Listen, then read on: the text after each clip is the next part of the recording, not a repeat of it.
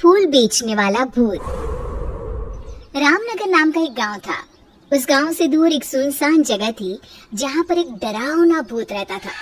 उस भूत ने अपने घर में तरह तरह के रंग बिरंगे फूल उगा रखे थे, जिन्हें वो टोकरे में भरकर आम आदमी के रूप में बेचने के लिए ले जाया करता था।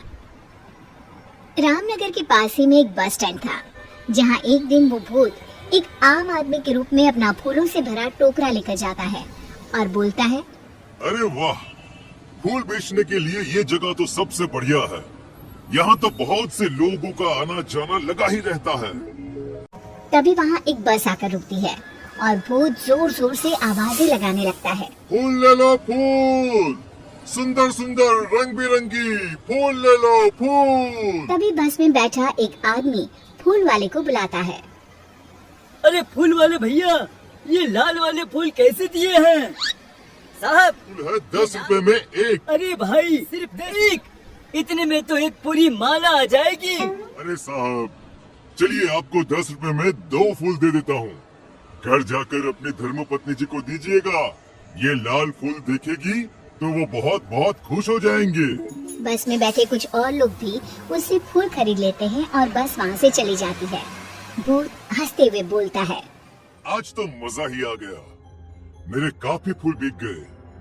अरे इन सब लोगों को क्या पता कि मेरे इन फूलों की खुशबू जो भी सुंदर औरत लेगी वो मेरे वश में हो जाएगी, और इन फूलों का असर सिर्फ सुंदर औरतों पर ही होगा, और वो सब छोड़ छाड़ कर मेरे पास भागी चली आएंगी। ऐसा बोलकर भूत जोर जोर से हंसने लगता है और अपने घर चला जाता है। फिर बस वाला आदमी अपने घर पहुंचकर अपनी पत्नी को बुलाता है और मुस्कुराते हुए उससे कहता है, ओह मेरी प्यारी शीला, अरे जरा देख तो, आज मैं तुम्हारे लिए क्या लाया हूँ। अजी क्या बात है, आज तो आप बहुत खुश नजर आ रहे हो। मैं अपनी लाल परी के लिए लाल गुलाब लाया हूँ। अजी आप भी ना कैसी बातें करते हैं। ये गुलाब तो सच में बहुत सुंदर है। इसकी खुशबू से तो पूरा कमरा ही महक उठा। ये कहकर शीला फूल अपने बालों में लगा लेती है। फिर रात को वे दोनों अपने कमरे में सो जाते हैं। आधी रात होते ही शीला अपने घर से निकलकर भूत के पास पहुंच जाती है। अरे वाह, मेरे फूलों की खुशबू आखिर तुझे मेरे पास ले ही आई। फिर भूत शीला को एक कमरे में बंद कर देता है। तभी 2 और सुंदर औरतें वहाँ आती हैं। वे औरतें भी उस भूत के वश में होती है। भूत उन्हें भी ले जाकर शीला के साथ कमरे में बंद कर देता है। अगले दिन भूत फिर से आम आदमी का रूप लेकर बस स्टैंड पर फूल बेचने के लिए जाता है, और तभी लोगों से भरी हुई बस स्टैंड पर आकर रुकती है।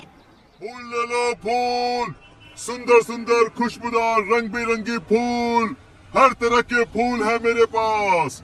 फूलों की माला, फूलों का गजरा, जो भी पसंद आए वो ले लो। बस में 2 दोस्त रामू और श्यामू बैठे होते हैं। अरे फूल वाले, एक सुंदर सा गजरा तो देना भाई। अरे भाई रामू, क्या बात है, भाभी जी के लिए गजरा? हाँ भाई, तेरी भाभी को बालों में फूल लगाना बहुत पसंद है। अरे श्यामू, तू भी कुछ ले ले अपनी पत्नी जी के लिए, वो भी खुश हो जाएंगी। हाँ भाई, अरे तुम भी एक गजरा ले लो अपनी पत्नी जी के लिए। वैसे भी सुंदर औरतें बालों में फूल लगाकर और भी सुंदर लगती है। ठीक है भाई, अगर तुम इतना कह रहे हो तो एक गजरा मुझे भी दे दो। उसके बाद वे दोनों गजरा लेकर वहाँ से चले जाते हैं और घर जाकर अपनी अपनी पत्नियों को गजरा दे देते हैं। श्यामू अपनी पत्नी लीला से कहता है, सही कहा था उस फूल वाले ने, सुंदर औरतें बालों में फूल लगाकर और भी सुंदर दिखती हैं। जी आप भी ना कैसी बातें करते हैं। चलिए अब सो जाइए, काफी रात हो गई है। फिर वे दोनों सो जाते हैं। आधी रात होते ही लीला उठती है और अपने कमरे से निकलकर भूत के पास चल पड़ती है। तभी श्यामू लीला को बाहर जाते हुए देख लेता है और लीला को आवाज देता है, अरे भगवान, आधी रात को कहाँ जा रही हो? पर लीला पर भूत के फूलों का असर होता है।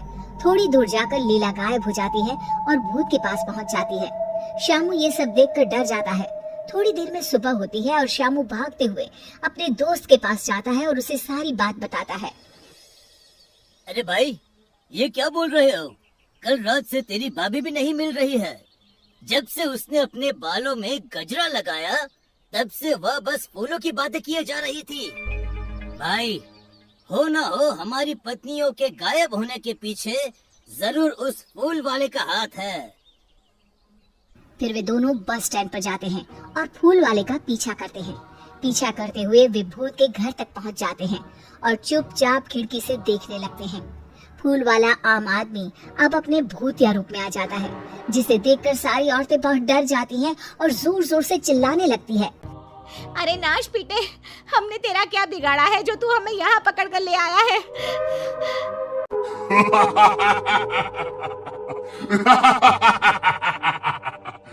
तुम सुंदर औरतों के खून से ही तो मेरे इन सुंदर सुंदर फूलों को शक्ति मिलती है। जितनी ज्यादा फूलों को शक्ति मिलेगी मैं उतना ही ताकतवर बनूंगा और फिर पूरे गांव पर सिर्फ मेरा ही राज होगा। आज आधी रात को ही मैं एक एक करके तुम सारी सुंदरियों का खून अपने फूलों में डालूंगा। रामू और श्यामू ये सब खिड़की से देख और सुन रहे होते हैं। तभी रामू बोलता है, अरे भाई श्यामू, यह फूल बेचने वाला तो भूत निकला। अब हमें इन सभी औरतों को भूत के चुंगल से निकालने के लिए कुछ न कुछ करना ही होगा। हाँ भाई, हमारी पत्नी भी तो हमारे लिए कितना कुछ करती है। आज हमारी बारी है इनके लिए कुछ करने की। ये कहकर दोनों गांव चले जाते हैं और गांव के सरपंच को सारी बात बताते हैं। तभी कुछ और लोग भी वहां आ जाते हैं। उनमें से एक आदमी सरपंच से कहता है, सरपंच जी, मेरी बीवी भी 2 दिनों से गायब है। कहीं वो भी उस भूत के पास तो नहीं चली गई? तभी रामू सरपंच से कहता है, सरपंच जी, मेरे पास एक आइडिया है। क्यों न मैं और श्यामू औरत के रूप में किसी तरह उस भूत के पास चले जाए और मौका मिलते ही उसके बगीचे से फूलों को तोड़ दे। अपनी पत्नियों को बचाने के लिए तुम सब उस शैतान भूत से भी लड़ने को तैयार हो। ये देखकर मुझे बहुत खुशी हो रही है। अरे भाई रात होने वाली है। भूत उन सब औरतों को कुछ करे उससे पहले हमें वहाँ पहुँचना होगा। ये कहकर सभी वहाँ से चले जाते हैं। रामू और श्यामू साड़ी पहनकर भूत के पास जाते हैं। अरे वाह, आज तो मजा ही आ गया। तुम दोनों कितनी सुंदर हो कि सबसे पहले मैं तुम दोनों का ही खून अपने फूलों में डालूंगा। भूत ये कहकर जोर जोर से हंसने लगता है। अरे मर गया रे नास पीछे। अरे सबसे पहले हमें ही मार डालेगा। रामू मौका देखकर सरपंच और गांव के बाकी लोगों को भूत के फूलों के बगीचे में ले जाता है और सभी मिलकर फूलों को तोड़ देते हैं। जैसे ही फूल टूटते हैं भूत जलने लगता है और जोर जोर से चिल्लाने लगता है, तुम दोनों ने मेरे साथ धोखा किया है। मैं तुम दोनों को नहीं छोड़ूंगा। आखिर भूत राख में बदल जाता है। सभी औरतें भूत के चंगुल से निकलकर बहुत खुश होती हैं और सब वापस लौटते हैं। ऐसे ही नए नए वीडियो देखने के लिए सब्सक्राइब कीजिए। कुलदीप कार्टून को बेल आइकॉन दबाना न भूले। Thank you for watching.